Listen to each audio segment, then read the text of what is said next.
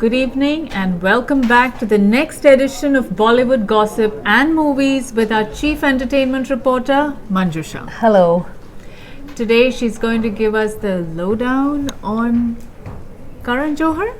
That's right. Let's start off with Karan Johar. In fact, last week or few weeks ago, there was this whole conjecture, his favorite word by the way, about his party at home being drug fueled.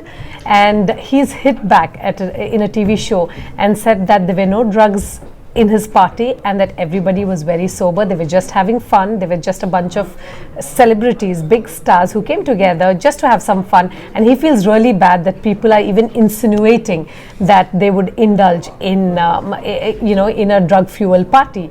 So what we have, according to him, at least his version, is that these are people who work very hard. Perhaps they did drink a bit, but there were no drugs in the house.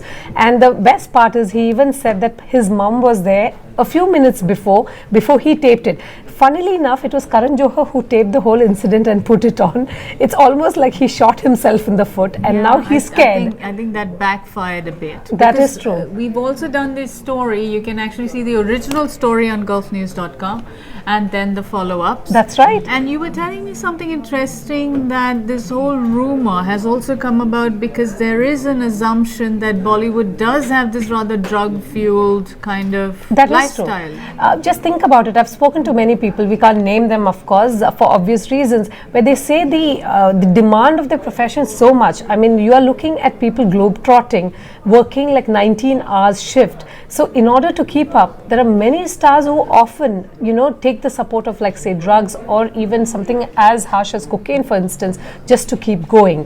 Does it show on their faces? Perhaps not, but it's all very well. It's one of Bollywood's worst kept secrets, where people indulge in drugs, but they don't talk about it openly, and it's something that they're very clannish about, and they're very not open about talking about it. But think about it, how do they keep up with, like, say like going around continents, promoting films, then working in another film?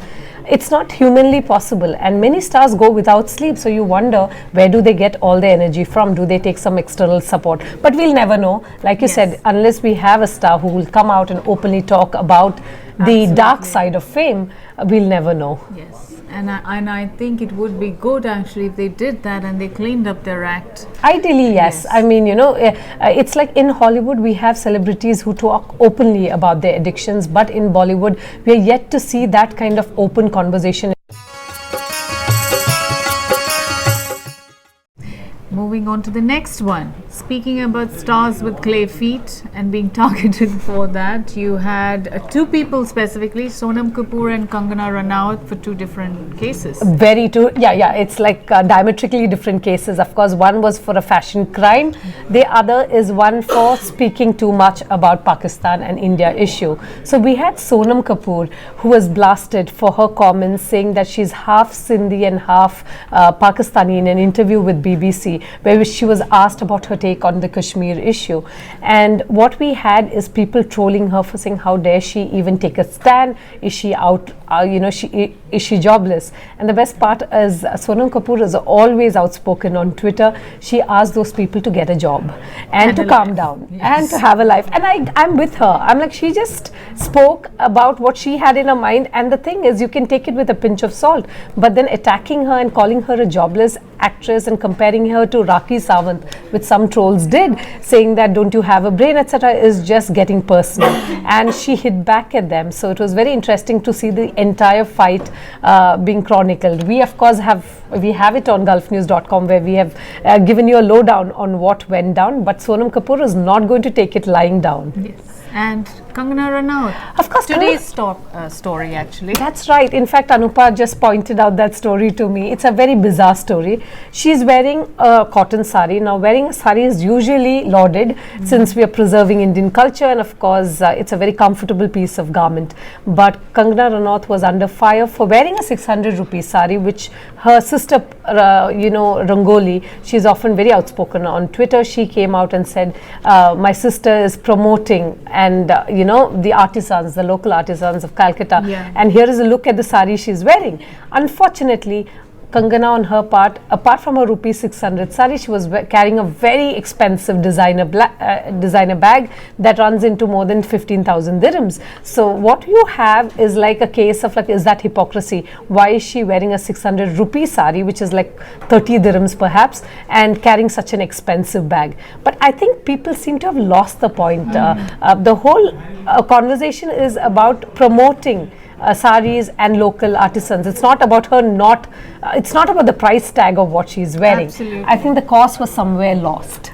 Yes, and I think it's actually a good thing if our celebrities that people actually follow promote local art, and especially the artisans of our country, and keeping in mind that India gave the world textile tradition to a great extent. So I think we should be respecting that. So for once, I think Rangoli was on track.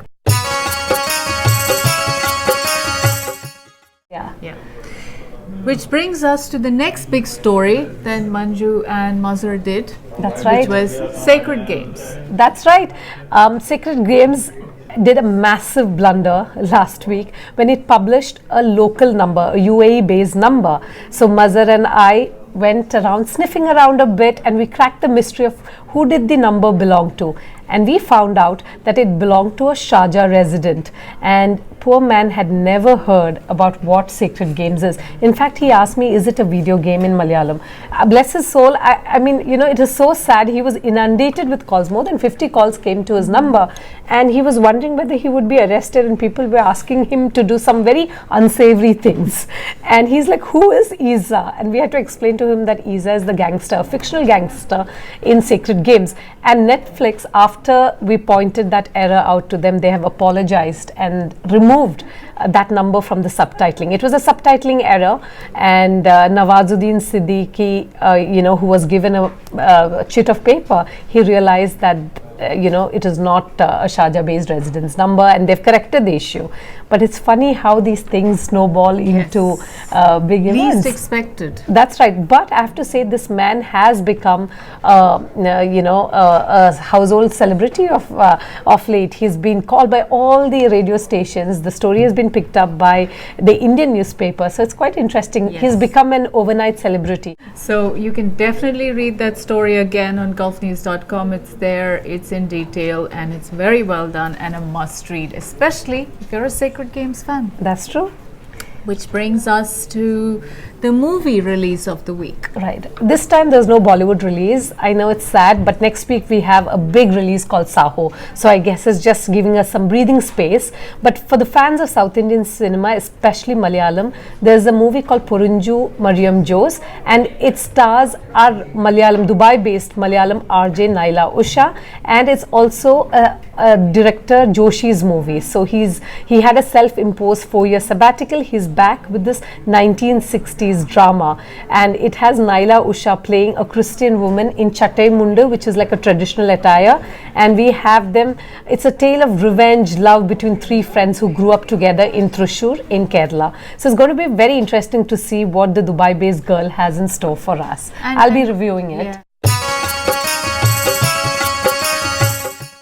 Okay, and we have a guest. That's right. The city. That's right. This Dubai is going to be a lot more sunnier with Sunny Leon. Sorry, I couldn't just help it, but a little birdie tells us she might pay us a visit as well. It's not confirmed. You can't hold us to it, but we are trying to get her as close to y'all as we can. And so do watch this space tomorrow. And she's in the city. She's already in Dubai. She's having fun at a hotel. Go to her Instagram account. She's already posted some pictures of her having fun in Dubai. A vacation, she calls it, a working vacation. So we will keep you posted, so continue watching our social media channels, and definitely log on to gulfnews.com to get more information and read more stories by Manju. Thank you. Until the next edition, goodbye. Goodbye. Take care.